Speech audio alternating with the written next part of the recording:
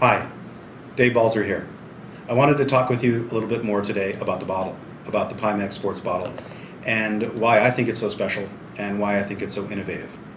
But before I do that, I wanted to talk to you about the quality that went into the bottle and that is apparent in the bottle.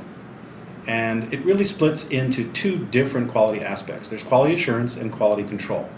Quality assurance is what we put into the bottle in terms of design and testing before it was ever put into production.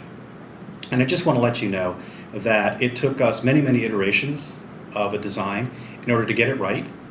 We did testing both in-house, we did testing in the field, and we did testing with third-party certified laboratories to make sure that the filter works properly and to make sure that the whole thing runs the way it should. Then we come to quality control. The quality control aspect is after the design is done and we put it into production, the product that makes it to the warehouse is quarantined and it's sampled. And it's sampled mathematically and statistically so that we can pick random samples, test them, not just test them once or twice, but test them completely from beginning to end, both appearance and functionality, to make sure that those samples will give us a statistical representation of what the entire lot or the entire batch looks like. And I want to tell you that we've done that. We've done our homework. We've been diligent in making sure that we didn't cut any corners and that we did things right with the bottle. But we've been getting some feedback from the field that tells us that there are some leakers, and I wanted to go through a familiarization with the bottle so that maybe you can either answer some of these questions for yourself or correct some of them if you find that you have one of these bottles. So let me start with the bottle itself. When it comes out of the box, all you need to do is to check it out is to tighten it up. Make sure that the cap is on snug and give it a squeeze.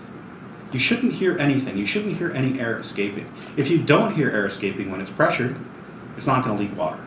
Water is much more viscous than air, so if it's going to leak, it's going to leak the air. And I'll give you, this one's perfect of course, and I'll give you an example of, by opening the nozzle just a little bit, you can hear the air escaping. And that's the sort of thing that you'll hear if you have a bottle that has a leak to it. Now let me also say, in shipping, and these things get banged around a lot, some of the parts that are meant to be replaced, some of the parts that are meant to be removed, can move around a little bit. But it's very easy to correct those. One of the ways that it can leak, and one of the things that can happen in shipping is there's a little gasket. There's we call it an O-ring that's underneath the nozzle, that's underneath the spout. And if that gets a little bit out of its holding ring, then you can leak air and you can leak water. But it's real easy to fix. And in fact, every time you change the filter, you're going to take the spout off and get a new spout. So for sanitary reasons, every time you change the filter, you can also change the spout. Now, I think it's pretty easy to pop the spout off, but I've employed the use of one of these disposable chopsticks, and I love Chinese food. And what I want to do is just use this as a little lever to help me pop the spout out. And some people want to do that because they may want to clean this, they may want to soak it in some soapy water and rinse it out. And then in the top, what you'll see is that O-ring. It looks like a little donut. It can be red colored, it can be black, it can be clear, but they all serve the same function, which is to make sure that it seals this nozzle or this spout when it's in place. So what you do is you pop it out, pop this guy out, check the O-ring, make sure that it's seated properly. When I say seated properly, that's S-E-A-T-E-D. Seated properly in place, press it down with your thumb, make sure it's nice and flat in there, and then go ahead and put the spout back in. The easiest way to do that is to go ahead and put one of the hinges in, and then I'm going to use my chopstick again just to pop it back into place. It's as easy as that.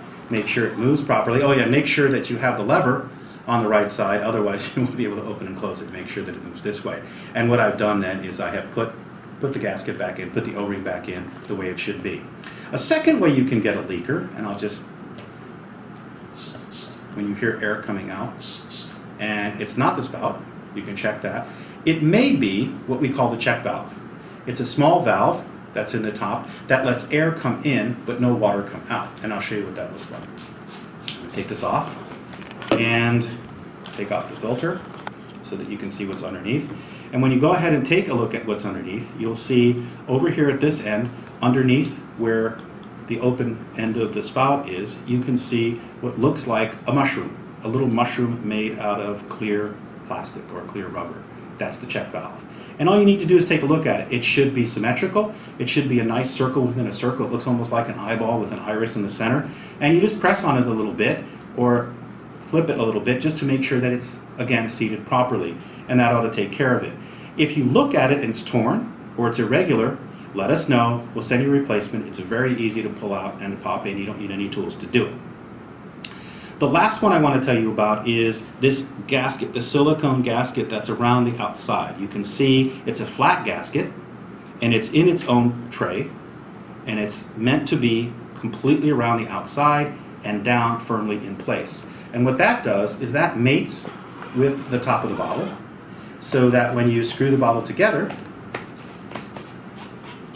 you will get a good seal between the top of the threads of the bottle and the inside of the cap, and you don't have a leaker. If you take off the cap and the filter and you see that that gasket is out of its track, just simply push it back in, make sure it's flat, put it down, tamp it down with your fingers, and you're ready to go. Okay, that's about it. I will tell you in closing that if you try these little tips and you find that your bottle is still leaking, then it's likely that you have a burr or a flaw or extra material at the interface here at the top of the bottle, in which case you'll need to send it back to us and we'll replace it.